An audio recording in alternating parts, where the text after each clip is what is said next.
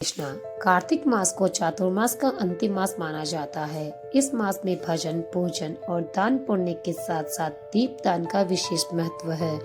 स्कंद पुराण में कहा गया है, ब्रह्मा जी कार्तिक का महत्व बताते हुए कहते हैं कि कार्तिक मास में आकाश मंडल का सबसे बड़ा ग्रह माना जाने वाला सूर्य तुला राशि में गमन करता है, जिससे वातावरण में अंधकार पांव पसारने लगता है और इसीलिए इस पूरे मास में दीप प्रज्वलित करना, अधिक से अधिक हरे कृष्ण महामंत्र का जप करना, तपस्या करना, दान देना और प्रातः काल स्नान करने से सभी प्रकार के अंधकार और सभी बुराइयां दूर चली जाती है। और इसीलिए इस कार्तिक मास में प्रतिदिन भगवान श्री कृष्ण को दीपदान अवश्य करना चाहिए। जो भी मनुष्य इस कार्तिक मास में दीपदान को अर्पित करता है, उसे कभी क्रूर मुख वाले यमराज जी के दर्शन नहीं होते। दीपदान के साथ साथ प्रातः स्नान, भगवान की अधिक से अधिक कथा और भगवान के अधिक से अधिक नाम जप, पूजा आराधना और भगवान की लीलाओं कथाओं का श्रवण करने से भगवान श्री हरि विष्णु अत्यंत प्रसन्न होते हैं। तो चलिए इसी पवित्र कार्तिक मास की महिमा को आगे बढ़ाते हुए भगवान की प्रसन्नता हेतु आज हमारी कार्तिक कथा की श्रृंखला को आगे बढ़ाते हैं और सुनते हैं आज की विशेष पौराणिक कथा। शील सूत गोस्वामी ने अपनी कार्तिक महात्म्य कथा को आगे बढ़ाते हुए ऋषियों से कहा, हे ऋषिगण। राजा पृथु ने नारद मुनि से पूछा, हे देवर्षि, कार्तिक मास में मंदिर में दीपदान और मंदिर मार्जन करने का क्या महत्व है और इसका क्या फल मिलता है? तो इसका उत्तर देते हुए नारद मुनि कहते हैं, हे राजन, एक समय प्रजापिता ब्रह्मा जी ने से मैंने यही प्रश्न पूछा था। उस समय ब्रह्मा जी ने जो मुझे उत्तर दिया, अब मैं तुझको सुना रहा हूँ, ध्यान से सुनना। पूर्व काल में चंद्रवंश में जयध्वज नाम के एक राजा शासन करते थे। वे भगवान के शुद्ध भक्त थे। वे नित्य मंदिर में जाकर झाड़ू लगाते, दीपदान करते थे। एक दिन वित्तिहोत्र नामक राज पुरोहित ने उन्हें ऐसा करते हुए देखा तो उन्हें बड़ा आश्चर्य हुआ। उन्होंने राजा के पास जाकर कहा, हे राजन, भगवान को प्रसन्न करने के लिए तो अनेक उपाय हैं, तो फिर आप स्वयं मंदिर में इस प्रकार मार्जन करके, झाड़ू लगाकर, सफाई करके और दीपदान क्यों करते हैं? क्या ऐसा करने का कोई विशेष महत्व है?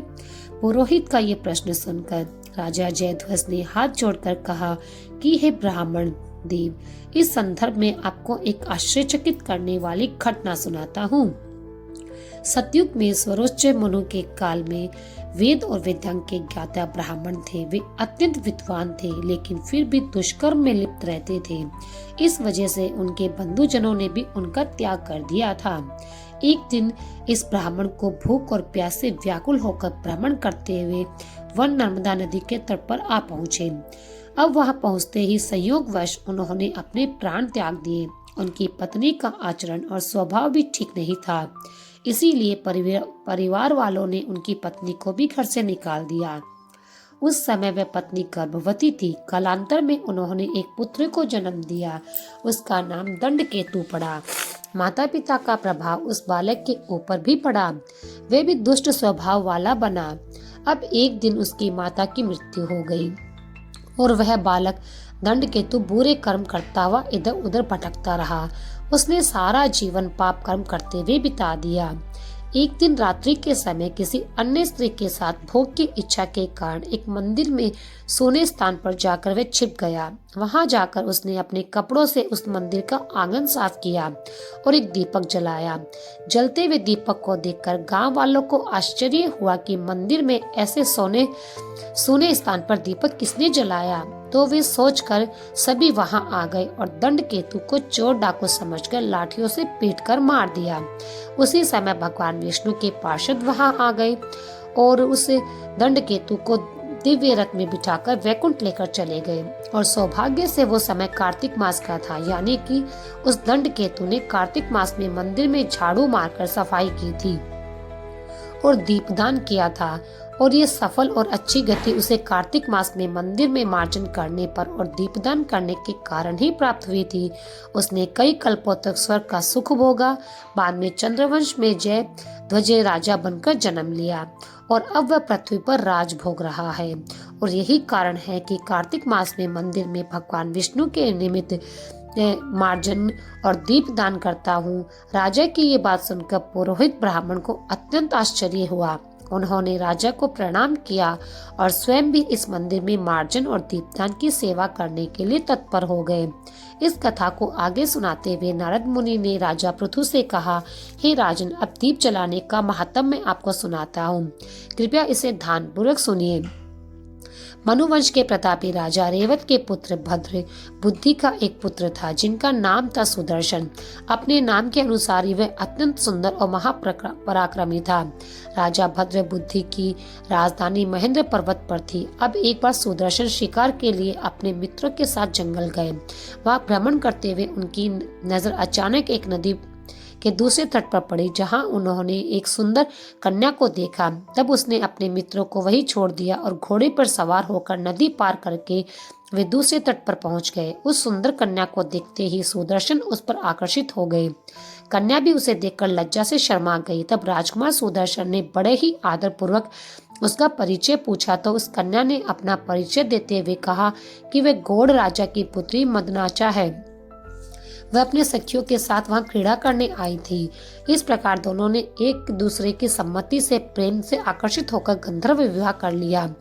गंधर्व विवाह करने के बाद वे दोनों नर्मदा नदी के तट पर कुछ समय तक विहार करते रहे। उसके बाद अपने घर आकर माता पिता का आशीर्वाद प्राप्त करके सुख से रहने लगे। अब कुछ समय पश्चात राजा भद्र बुद्धि अपने पुत्र सुदर्शन को संपूर्ण राज्य की जिम्मेदारी सौंपकर स्वयं जंगल में वानप्रस्थ आश्रम स्वीकार करके चले गए। अब राजा बनने के बाद सुदर्शन कुशलता पूर्वक शासन करने लगा। रानी मदनाचा भगवान विष्णु की परम भक्त थी। उनका अनुसरण करते हुए राजा सुदर्शन भी भगवान का पूजन अर्चन करते रहे और भगवान का भक्त बन गए। आने वाले समय में रानी के कहने पर राजा सुदर्शन ने भगवान का सोने का एक मंदिर बनवाया। उस मंदिर में वे दोनों ही भगवान का पूजन करते और कार्तिक मास में दीप जलाते। एक दिन रानी मदनाचा मंदिर में दीप जला रही थी, तभी राजा ने उसे बुलाया, लेकिन रानी ने पहले दीप प्रज्वलित किया और फिर राजा के पास पहुंची, इसलिए थोड़ा विलंब हो गया। इस बात पर राजा सुदर्शन ने रुष्ट होकर उसे पूछा, तुमने मेरी आज्ञा का अनादर क्यों किया?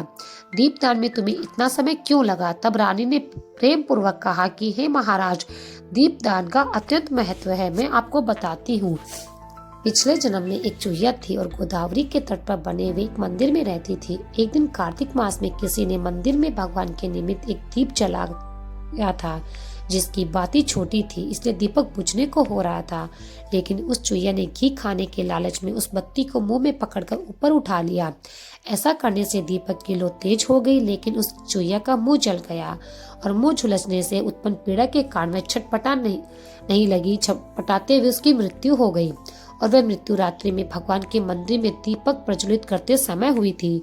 इसलिए भगवान विष्णु के दूत उसे वहां से वैकुंठ लेकर आ गए और वह चूहिया का जन्म किसी और का नहीं, मेरा स्वयं का था। और फिर इस जन्म में मैं मदनांचा के रूप में राजा के घर में जन्म लिया।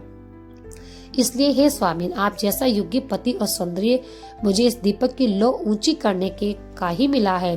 मदनांचा के मुख से ये वृत्तांत सुनकर राजा सुदर्शन शांत हो गए। उसके बाद उन्होंने जीवन भर कार्तिक मास के व्रत और दीपदान किए और अंत में भगवान विष्णु के परम धाम को प्राप्त किया। और इस प्रकार नारद मुनि ने भी राजा पृथु को इस कथा का समापन कह सुनाया। तो मित्रों, ये थी आज की कार्तिक महाविशेष कथा, जिसका श्रवण करके आज हम भी धन्य हो गए, क्योंकि कार्तिक मास में प्रतिदिन दीपदान करने से, प्रातः स्नान करने से, श्री हरि की पूजा आराधना करने से और जो भी व्यक्ति उनकी लीलाओं कथाओं का श्रवण करता है, उससे अधिक भाग्यशाली और पुण्यशाली कोई हो ही नहीं सकता। कार्तिक मास में प्रातः स्नान कर किसी भी विष्णु मंदिर या शिव मंदिर में जाकर हम कथा कीर्तन और सत्संग करते हैं और भगवान की सेवा के रूप में मंदिरों में साफ सफाई करते हैं, तो भी हमें कार्तिक व्रत का पुण्य फल प्राप्त होता है। अगर कोई व्यक्ति प्रातः स्नान करके भगवान श्री हरि विष्णु के समक्ष दीपदान करता है तो वह समस्त पापों से मुक्त होकर भगवान के परम धाम को प्राप्त होता है। और अगर कोई स्वयं दीपदान करने के लिए असमर्थ है और दूसरे के बुझे हुए दीपक को भी प्रज्वलित करता है या फिर हवा और वायु से उसकी रक्षा भी करता है तो भी उसे दीपदान करने का पुण्य फल प्राप्त होता है। अगर आपको आज की ये कथा अच्छी लगी है तो इस वीडियो को लाइक अवश्य कीजिएगा। और आज का प्रश्न है, राधी मन्नांचा के पति जो कि राजा थे उनका क्या नाम था? आपके जवाब हमें नीचे कमेंट बॉक्स में जरूर लिखकर बताइएगा। अगर आपको हमारे द्वारा बताई जा रही पौराणिक कार्तिक महात्म्य की ये कथाएं अच्छी लग रही है तो आप इसे अपने मित्रों और परिवारजनों के साथ भी शेयर कीजिएगा। उन्हें भी इस कार्तिक मास में कार्तिक कथा श्रवण का पुण्य फल प्रदान कीजिए।